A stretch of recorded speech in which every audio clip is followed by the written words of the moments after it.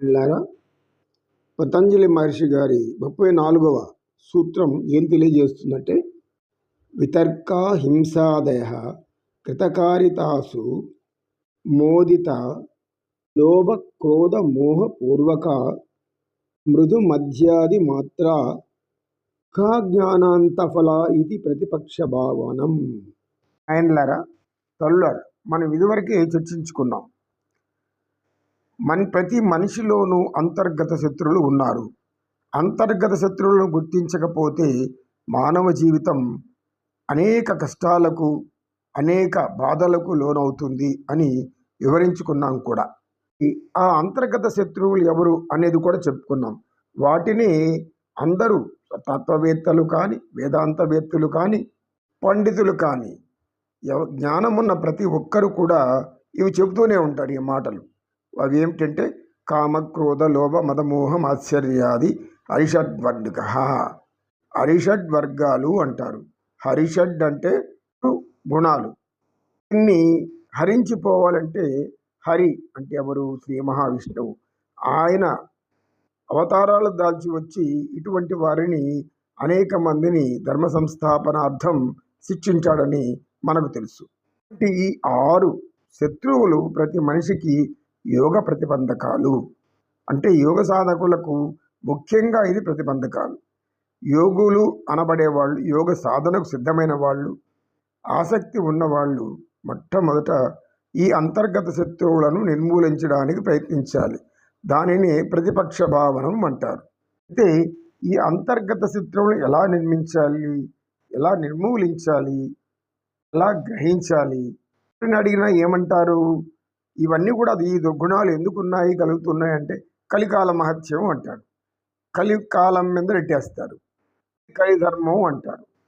అలాంటప్పుడు ఆ ధర్మసూత్రాలను ఎందుకు పాటించకూడదు అని అందరూ అనుకుంటేనే అప్పుడు మనం కలి ప్రభావం నుంచి తప్పించుకున్న వాళ్ళం అవుతాం. అంటే కలి మాయ అనేది అందరూ భయపడేటటువంటి ఒక విషయం కూడా ఒక వితర్క భావన కిందనే వస్తుంది.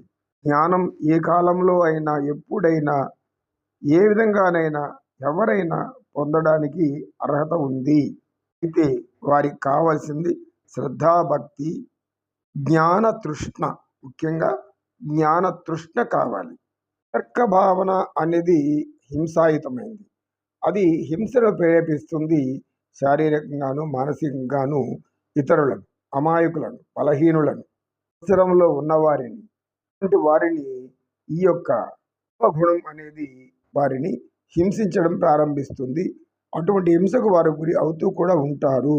మానవులు ఆశాజీవులు. ఆశ అంటే జీవించడానికి మాత్రమే ఆశించాలి.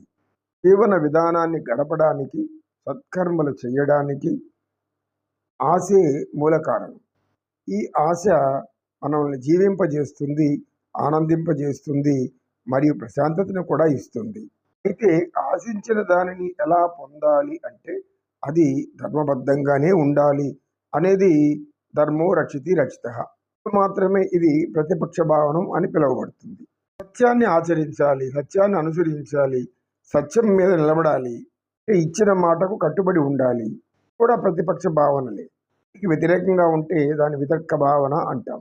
లోభానికి ఉదాహరణ దుర్యోధనుడు. దుర్యోధనుడి యొక్క మహాలోభం ఏం చేసిందంటే, తన పినతండ్రి కుమారుడైన పాండవులకు చెందవలసిన అర్ధరాజ్యాన్ని ఇవ్వకుండా ఇష్టం లేక వారిని అనేక కష్టాలకు గురి చేశాడు. ఇక ప్రలోభాలకు కూడా వాళ్ళని నాశనం చేశాడు. మాయాజూదంలో వారిని ఓడించడం, తర్వాత ద్రౌపదిని అవమానించడం, ఇలాంటివన్నీ కూడా వితర్క భావనలు. ఈ వితర్క భావనలను మాత్రమే కలిగి ఉంటారు అనేది సత్యం. లోభం అనేది వారిని ఎంతవరకైనా తీసుకెళ్తుంది. ఆఖరికి మరణం సంభవించేటప్పుడు కూడా వారు ఆ గుణాన్ని విడిచిపెట్టరు. పశ్చాత్తాపం అనేది వారిలో ఉండదు. వారి భావజాలంతా కూడా ఇతరుల్ని వశం చేసుకోవాలి, ఇతరుల దాన్ని మనం పొందాలి అనేటువంటి ఆలోచన తప్ప వేరే యొక్క ఆలోచన ఉండదు. ఇది అధర్మం, పాపకార్యం, మహాభయంకరమైన పాపకార్యం అంటారు పతంజలి మహర్షి గారు. లోభ గుణాల వలన మంచివారు హింసించబడుతూ ఉంటారు. ఇది వారికి క్షేమం కాదు, సమాజానికి కూడా హానికరమైనటువంటిది. లోభం ఉన్నవాడికి క్రోధం వెంటనే పెరిగిపోతూ ఉంటుంది. అంటే వారిని తను ఆక్రమించాలి, తీసుకోవాలి, గ్రహించాలి, బలవంతంగా లాక్కోవాలి అనే ఆలోచనలు వారిలో అనంతమైనటువంటి కోపాన్ని కలుగజేస్తుంది. దీనులైతే ఎదురు తిరుగుకుంటా వారికి లొంగిపోతారు. కొంచెం బలం ఉన్న వారైతే ఈ దుర్యోధనుడు లాంటి వారు అనేక మోసాలు, మాయలు, కుట్రలకు దిగి ఎలాగైనా వారిని హింసించి అటువంటి దానిని పొందాలని ప్రయత్నిస్తూ ఉంటాడు. అంటే లోభగుణం వలన క్రోధం పెరిగిపోతూ ఉంటుందన్నమాట. ఈ మాయా మోహం అనే దాని గురించి మనకు ముందుగానే తెలుసు. మోహం ఎలా మనిషిని మాయ చేస్తుందో, అది ఏ విధంగా మన చేత చేయరాని పనులు, ధర్మ విరుద్ధమైన పనులు చేయిస్తుందో, ఈ మోహగుణం ఒక్కటి ఉంటే చాలు మనిషి పతనానికి మూల కారణమవుతుంది. మోహం అంటే పూర్తిగా అజ్ఞానంతో నిండినటువంటి ఒక గుణం. వ్యామోహం అనేది మొదటలో కొద్ది కొద్దిగా కలిగిన, కొద్దిగా చేసిన ఇది కూడా మహాపాపం కిందే లెక్క అవుతుంది. దానిని అలాగే పెంచుకుంటూ వెళితే అది మహాభయంకరమైన తీవ్ర రూపం దాల్చి ఎక్కువ స్థాయిలో వెళ్ళిపోతుంది. ఈ లోభం, మోహం, క్రోధం వీటి వలన అనేక అసత్యాలు ఆడవలసి వస్తుంది. సత్యాన్ని మరిచి ఒక అబద్ధానికి 100 అబద్ధాలు చెప్పవలసి వస్తుంది.